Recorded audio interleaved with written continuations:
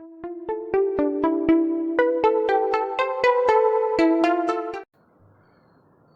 Guys, मैं कुलदीप आपका बहुत बहुत स्वागत करता हूं आपके अपने स्टडी चैनल अध्ययन वे टू सक्सेस में। और आज हम अपने जीके के पार्ट 4 में, जहां पे हम आपके 50 क्वेश्चंस हम डिस्कस करते हैं जो पीछे कुछ एग्ज़ाम में आए हुए हैं। तो चलते हैं उन्हें क्वेश्चंस को देखते हैं। और आप लोग अगर चैनल में पहली बार आए हैं तो चैनल को लाइक करें, शेयर करें, सब्सक्राइब करना ना भूलें।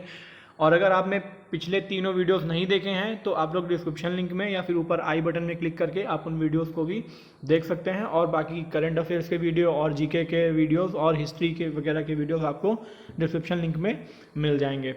तो चलते हैं बिना टाइम वेस्ट करते हुए अपने पहले क्वेश्चन पे कि हॉर्नबिल त्यौहार किस प्रदेश में मनाया जाता है। तो ये है ऑप्शन बी, नागालैंड। हॉर्नबिल त्यौहार नागालैंड का एक त्यौहार है। यह न केवल भारत का बल्कि विश्व का भी एक प्रमुख त्यौहार है। इसका आयोजन राज्य पर्यटन और कला और संस्कृति विभाग द्वारा किया जाता है।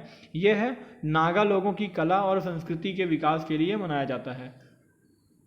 अगले क्वेश्चन चलते हैं कि तुमकुर नामक स्थान पर भारतीय भौगोलिक सर्वेक्षण ने सोने के भंडार का पता लगाया। तुमकुर किस राज्य में स्थित है।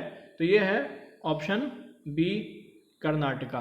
तुमकुर कर्नाटक में स्थित है। यह तुमकुर जिले का मुख्यालय भी है और यह बेंगलोर से 70 किलोमीटर दूर उत्तर पश्चिम में स्थित है। चलते हैं आगे अगले क्वेश्चन पे कि बैंकों पर उनकी संपत्ति के संबंध में पूंजी की एक निश्चित राशि रखने के लिए लगाए गए एक आवश्यकता को क्या कहा जाता है। तो यह है ऑप्शन सी, पूंजी पर्याप्तता अनुपात। चलते हैं अगले क्वेश्चन पे कि निम्नलिखित में से कौन सा मिलान सही है। तो ऑप्शन ए देखते हैं, आगा खान पैलेस पुणे सही है, भारत भवन भोपाल सही है, अकाल तख्त अमृतसर ये भी सही है। तो ऑप्शन डी हो जाएगा, सभी सही हैं। चलते हैं अगले क्वेश्चन पे कि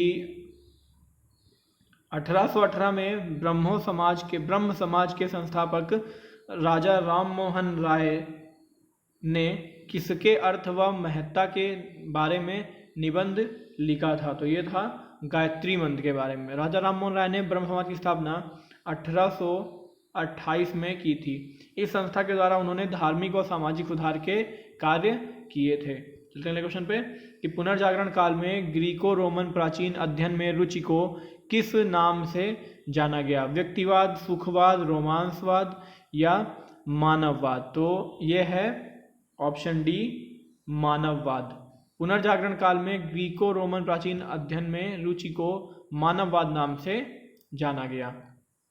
चलते हैं अगले क्वेश्चन पे कि पहला गैर संवैधानिक अल्पसंख्यक आयोग कब बना। तो ऑप्शन देखते हैं। ऑप्शन है 1972, 1974, 1976 और 1978। तो ये है ऑप्शन सी, 1976। पहला गैर संवैधानिक अल्पसंख्यक आयोग 1976 में बना। चलते हैं अगले क्वेश्चन पे कि देश के निवासियों और बाकी दुनिया में एक वर्ष में पूरे होने वाले सभी आर्थिक लेन देन का एक व्यवस्थित रिकॉर्ड के रूप में किसे जाना जाता है। तो यह है option A, net capital flow, भुगतान देय, व्यापार का संतुलन या इनमें से कोई नहीं। तो यह है ऑप्शन बी, भुगतान देय। चलते हैं अगले क्वेश्चन पे कि निम्नलिखित में से पीडमोंट पठार का उदाहरण कौन सा है। तो यह है ऑप्शन सी, मालवा पठार। पीडमोंट पठार की एक और पर्वत होता है और मालवा पठार भी पीडमोंट पठार है। चलते हैं अगले क्वेश्चन पे कि भारत का सबसे बड़ा वन्यजीव अभयारण्य कौन सा है। ऑप्शन देखते हैं, दिबांग घाटी, केदारनाथ वन्यजीव अभयारण्य, कुंभलगढ़ या भारतीय जंगली गधा अभयारण्य। तो ये है भारत का सबसे बड़ा वन्यजीव अभयारण्य भारतीय जंगली गधा अभयारण्य। ये कहाँ पर स्थित है। यह है गुजरात में और यह भारत का सबसे बड़ा वन्यजीव अभयारण्य है। चलते हैं अगले क्वेश्चन पे कि ज्ञान भारती रिजर्व किस प्रदेश में है। ये भी है गुजरात में। अगले क्वेश्चन चलते हैं कि किस चालुक्य राजा ने वेंगी में राजधानी बनाई। तो ये है option A, Vishnuvardhana. Option A. Vishnuvardhana Pulakeshin second का पुत्र था। पुलकेशिन सेकंड का पुत्र था। उसने अपनी राजधानी वेंगी में बनाई। और ऐतिहासिक तथ्यों की अगर बात करें तो उनके अनुसार पुलकेशिन सेकंड को पल्लव वंशी राजा नरसिंह वर्मन ने हराया और उसकी राजधानी पर अधिकार कर लिया था। चलते हैं अगले क्वेश्चन पे कि संयुक्त राष्ट्र महासभा ने विकासशील देशों में औद्योगिक विकास हेतु किस संगठन की स्थापना की थी? तो ये है यूनिडो, ऑप्शन बी। संयुक्त राष्ट्र महासभा ने विकासशील देशों में औद्योगिक विकास हेतु यूनिडो संगठन की स्थापना की थी। अगले क्वेश्चन चलते हैं कि महाराजा रणजीत सिंह की राजधानी थी। Option A Lahore. महाराजा रणजीत सिंह 1799 से 1837 तक पंजाब के राजा थे। वे अहलूवालिया मिस्र से थे। उन्होंने एक विशाल राज्य की स्थापना की। उनकी राजधानी लाहौर थी। चलते हैं अगले क्वेश्चन पे कि मराठे समिति किससे संबंधित है? यह है ऑप्शन ए शहरी सरकारी बैंक। मराठे समिति शहरी सरकारी बैंक से संबंधित थी। इसकी अध्यक्षता एसएस मराठे ने की थी और इसे आरबीआई के निर्देश पर बनाया गया था। इसने 1983 में अपनी रिपोर्ट पेश की थी। अगले क्वेश्चन चलते हैं कि भारत का पहला विशिष्ट आर्थिक क्षेत्र है। यह है विशाखापत्तनम विशिष्ट आर्थिक क्षेत्र, कांडला, नोएडा या कोचीन। तो यह है कांडला विशिष्ट आर्थिक क्षेत्र। निर्यात को बढ़ावा देने के लिए विशिष्ट आर्थिक क्षेत्र की स्थापना 2005 में की गई। कांडला विशिष्ट आर्थिक क्षेत्र भारत का पहला विशिष्ट आर्थिक क्षेत्र है। चलते हैं अगले क्वेश्चन पे कि भारत के किस प्रदेश में राष्ट्रीय उद्यानों और वन्यजीव अभयारण्यों की सबसे ज्यादा संख्या है? तो ये है ऑप्शन बी मध्य प्रदेश। भारत में सबसे ज्यादा राष्ट्रीय उद्यान और वन्यजीव अभयारण्य मध्य प्रदेश में है। कान्हा टाइगर रिजर्व मध्य प्रदेश का सबसे बड़ा राष्ट्रीय उद्यान है। कौन सा? कान्हा टाइगर रिजर्व मध्य प्रदेश का सबसे बड़ा राष्ट्रीय उद्यान है।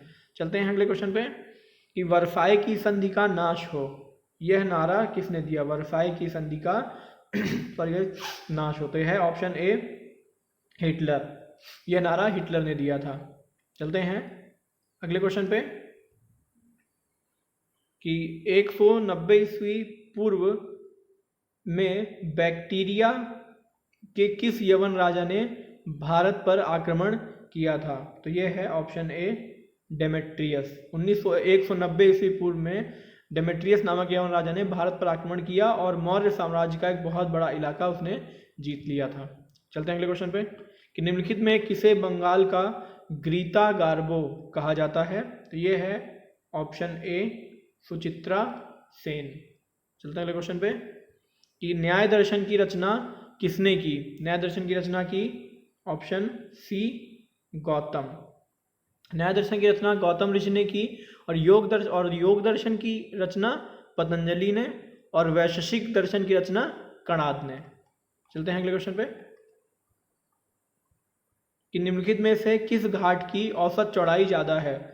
ऑप्शन ए पश्चिमी घाट, पूर्वी घाट, दोनों की चौड़ाई लगभग समान है, उपरोक्त में से कोई नहीं। तो ये है ऑप्शन बी पूर्वी घाट। पश्चिमी घाट की जो औसत चौड़ाई है वह है 50 से 80 किलोमीटर और जो पूर्वी घाट की चौड़ाई है औसत चौड़ाई वह है 100 से 200 किलोमीटर, तो इसलिए है पूर्वी घाट। चलते हैं अगले क्वेश्चन पे कि प्रकृति की ओर लौटो, यह कथन किसने कहा था? रूसो, मॉन्टेस्क्यू, वाल्तेयर या मिराबो। तो यह कहा था ऑप्शन ए रूसो ने।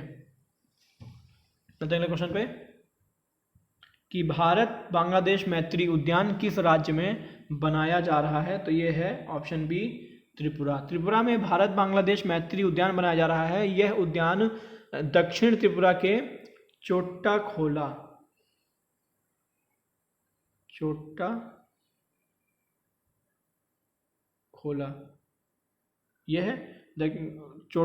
में बनाया जा रहा है और यह उद्यान 20 हेक्टेयर के क्षेत्र में फैला हुआ है। इस उद्यान में इंदिरा गांधी और शेख मुजीबुर रहमान की मूर्तियां भी बनाई गई हैं। चलते हैं अगले क्वेश्चन पे कि मानवतावाद का प्रवर्तक पेट्रार्क किस देश का निवासी था? तो यह है ऑप्शन ए इटली, वह इटली का निवासी था। चलते हैं अगले क्वेश्चन पे कि बुद्ध द्वारा रचित बौद्ध धर्म का ग्रंथ कौन सा है? तो ये है धम्माघोष, बुद्धघोष या धम्मपद या अभिधम्म। तो ये है धम्मपद, ऑप्शन सी धम्मपद। चलते हैं अगले क्वेश्चन पे कि किस गवर्नर जनरल के कार्यकाल में हिंदू व मुस्लिम धर्म के परंपरागत नियमों को संहिताबद्ध करने का प्रयास किया गया था? तो ये है ऑप्शन बी वॉरेन हेस्टिंग्स। 1774 में वॉरेन हेस्टिंग्स को बंगाल का पहला गवर्नर जनरल नियुक्त किया गया था और वह भारत का पहला गवर्नर जनरल था। चलते हैं अगले क्वेश्चन पे कि चरक किसके समकालीन थे? तो यह है ऑप्शन ए कनिष्क के। चरक कनिष्क के दरबार के विद्वान थे और उन्होंने चरक संहिता नामक पुस्तक की रचना की थी। चरक ने चरक संहिता नामक पुस्तक की रचना की थी। चलते हैं अगले क्वेश्चन पे कि कौन सा कार्यक्रम गरीबी हटाओ नारे के साथ शुरू हुआ? नरेगा, 20 सूत्री कार्यक्रम, भारत निर्माण, इनमें से कोई नहीं। तो ये है ऑप्शन बी 20 सूत्री कार्यक्रम। 20 सूत्री कार्यक्रम इंदिरा गांधी के द्वारा 1975 में शुरू किया गया था। चलते हैं अगले क्वेश्चन पे कि विन्निपेग झील किस देश में स्थित है? तो ये है ऑप्शन बी कनाडा। विन्निपेग झील एक विश्व परंतु कम गहरी झील है और यह कनाडा के मनीटोबा प्रांत में स्थित है। उत्तर से दक्षिण तक इस झील की लंबाई 416 किलोमीटर है। चलते हैं अगले क्वेश्चन पे कि डालमा राष्ट्रीय उद्यान किस प्रदेश में है? तो ये है ऑप्शन बी झारखंड।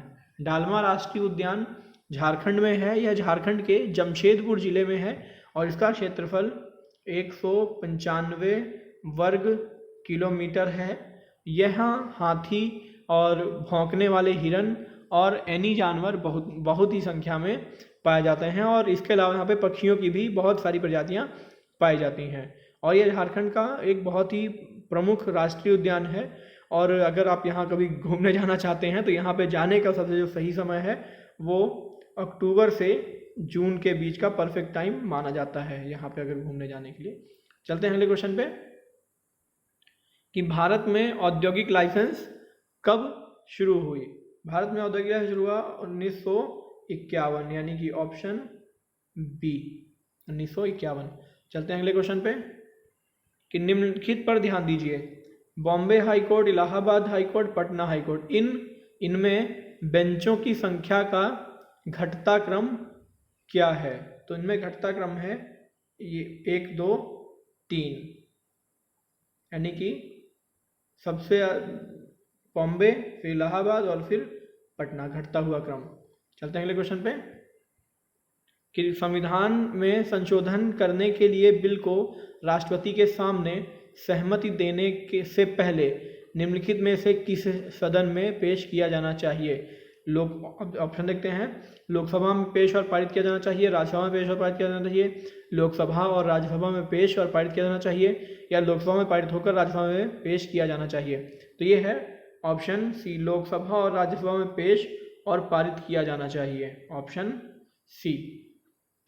और उसके बाद ही ये राष्ट्रपति को भेजा जाता है। चलते हैं अगले क्वेश्चन पे कि तृष्णा वन्यजीव अभ्यारण्य किस प्रदेश में है? ये है option D Tripura, option D Tripura.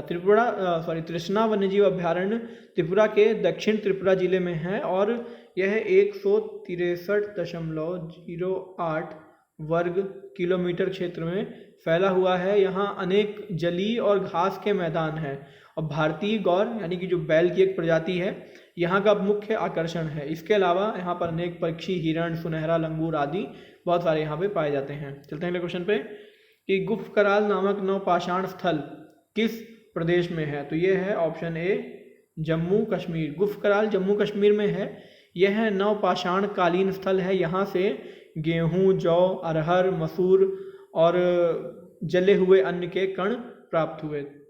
चलते हैं अगले क्वेश्चन पे कि इबादत खाना किसके लिए बनवाया गया। इबादत खाना बनवाया गया था ऑप्शन ए धर्मों की चर्चा के लिए। और किसने बनवाया था ये इबादत खाना? अकबर ने। और इसमें सभी धर्मों के विद्वानों से वह चर्चा करता था। चलते हैं अगले क्वेश्चन पे कि भुगतान के संतुलन पर समय समय पर डाटा कौन जारी करता है? केंद्रीय सांख्यिकी मंत्रालय, भारतीय रिजर्व बैंक, वित्त मंत्रालय या वाणिज्य और व्यापार मंत्रालय? यह करता है ऑप्शन बी भारतीय रिजर्व बैंक। भारतीय रिजर्व बैंक भुगतान के संतुलन पर जानकारी भारतीय रिजर्व बैंक द्वारा जारी की जाती है। चलते हैं अगले क्वेश्चन पे कुओमिंतांग ने चीन में अपना स्थान खोने का क्या कारण था? चियांग काई शेक का अपहरण किया, जापान द्वारा चीन के प्रांतों का अधिग्रहण, अमेरिका और जापान के बीच युद्ध, चियांग काई शेक की सरकार भ्रष्टाचार की वजह से अलोकप्रिय होना। तो ये है option D Chiang Kai Shek की सरकार भ्रष्टाचार की वजह से अलोकप्रिय होना। कुओमिंतांग ने चीन में अपना स्थान इसी वजह से खोया था। चलते हैं अगले क्वेश्चन पे कि भारतीय संविधान का निम्नलिखित कौन सा भाग संयुक्त राष्ट्र के मानक सेटिंग चार्टर और 1948 के मानवाधिकारों की सार्वभौमिक घोषणा जैसा दिखता है? भाग 1, भाग 2, भाग 3 या भाग 4? तो ये है भाग 3। चलते हैं अगले क्वेश्चन पे कि निम्नलिखित में मौलिक अधिकारों में से कौन सा सबसे विवादास्पद रहा है? स्वतंत्रता का अधिकार, संपत्ति का अधिकार, धर्म की स्वतंत्रता या संस्कृति और शिक्षा? तो ये है संपत्ति का अधिकार। यह है सबसे ज़्यादा विवादों के घेरे में रहा है। चलते हैं अगले क्वेश्चन पे कि 44वां क्वेश्चन है बलवंत राय मेहता पंचायती राज व्यवस्था के पथ प्रदर्शक और एक स्वतंत्रता सेनानी थे। वे किस राज्य के मुख्यमंत्री थे? तो ये है ऑप्शन बी गुजरात। बलवंत राय मेहता प्रसिद्ध स्वतंत्रता सेनानी थे। उन्होंने बारदोली सत्याग्रह में हिस्सा लिया था और वह गुजरात के दूसरे यानी सेकंड मुख्यमंत्री थे। और उन्हें पंचायती राज व्यवस्था का पिता भी कहा जाता है। चलते हैं अगले क्वेश्चन पे कि बलवंत राय मेहता पंचायती राज व्यवस्था के पथ प्रदर्शक और एक स्वतंत्रता सेनानी थे। सॉरी ये रिपीट हो गया है। चलते हैं नेक्स्ट क्वेश्चन कि भारत के राष्ट्रपति बनने के लिए न्यूनतम आयु क्या है? तो ये है ऑप्शन सी यानी कि 35 साल। Option C.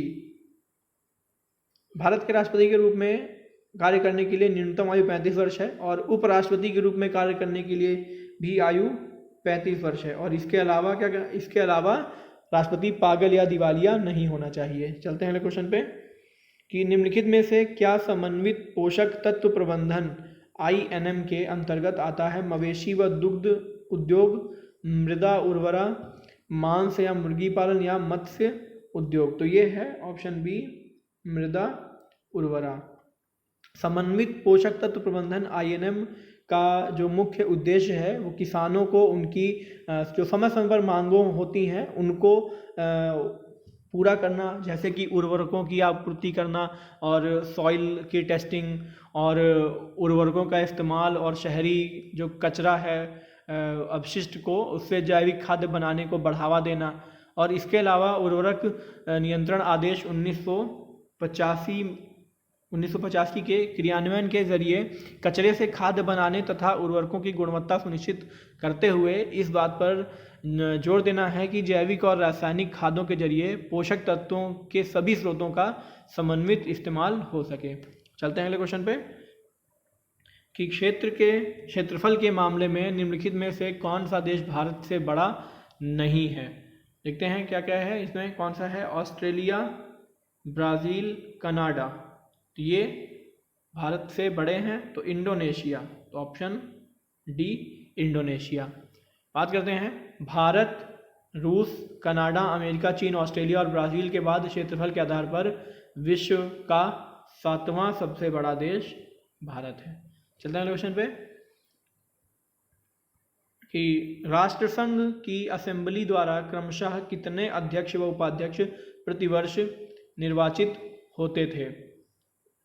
राष्ट्रसंघ की असेंबली द्वारा क्रमशः कितने अध्यक्ष व उपाध्यक्ष? तो अध्यक्ष 1 और उपाध्यक्ष 8, यानी कि ऑप्शन ए 1 और 8। चलते हैं अगले क्वेश्चन पे, अगले और लास्ट क्वेश्चन पे, कि संविधान सभा के सदस्यों को विभिन्न प्रांतों के विधानमंडलों द्वारा निर्वाचित किया गया था और रियासतों के शासकों द्वारा मनोनीत किया गया था। संविधान सभा के सदस्यों को सीधे क्यों नहीं चुना गया था? तो देखते हैं क्या स्टेटमेंट है कि कांग्रेस और मुस्लिम लीग ने इस विधि के माध्यम से संविधान सभा सदस्यों के चुनाव की मांग की थी। भारत के विभिन्न वर्गों के बीच कैबिनेट मिशन के साथ असहमति थी और सीधे निर्वाचित सदस्यों द्वारा विधानसभा का गठन संभव नहीं था।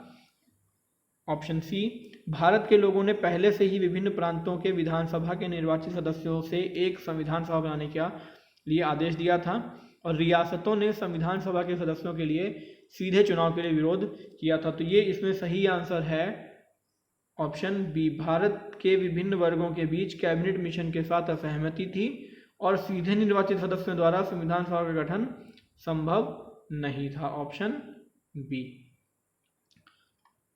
तो जब 1940 के दशक में क्लेमेंट एटली के तहत लेबर पार्टी की सरकार सत्ता में आई तो ब्रिटेन की भारतीय नीति में काफ़ी बदलाव आया। क्लेमेंट एटली सरकार ने भारत के लिए संविधान सभा के मामले को देखने के लिए एक कैबिनेट मिशन नियुक्त किया और भारत के जो विभिन्न वर्ग थे इनके बीच कैबिनेट मिशन के साथ असहमति थी और यही एक इनका प्राइमरी रीज़न था कि सीधे निर्वाचित सदस्यों द्वारा संविधान सभा का गठन पॉसिबल ही नहीं था, क्योंकि जिन्ना और मुस्लिम लीग भारत के लिए दो संविधान सभाएं और एक भविष्य में पाकिस्तान के लिए चाहते थे और यह निर्णय लिया गया कि प्रांतीय असेंबली के जो नवनिर्वाचित विधायकों द्वारा एक संविधान सभा का गठन किया जाना है। इस प्रकार इस आधार पर प्रांतों को 3 क्षेत्रों में समूहीकृत किया गया था, जैसे कि मुख्य रूप से हिंदू और मुख्य रूप से मुसलमान, और वे दोनों जहां संख्या में लगभग ये बराबर रहते थे। तो गाइस, कैसा लगा वीडियो? उम्मीद करता हूँ अच्छा लगा होगा। अगर आपको वीडियो पसंद आया है तो वीडियो को लाइक करें, शेयर करें और सब्सक्राइब करना ना भूलें। और इसी के साथ हम चलते हैं और मिलते हैं अगले वीडियो में। Thank you guys.